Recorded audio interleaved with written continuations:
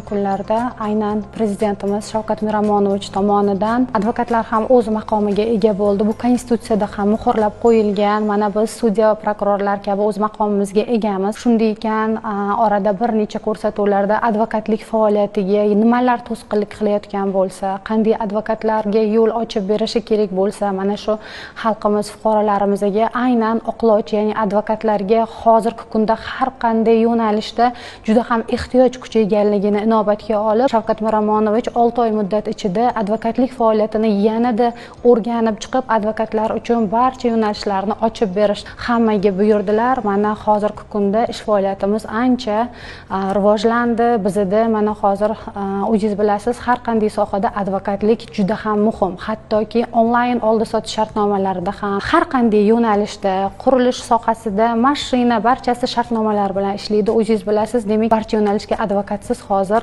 juda ham qiyin deb o'ylayman.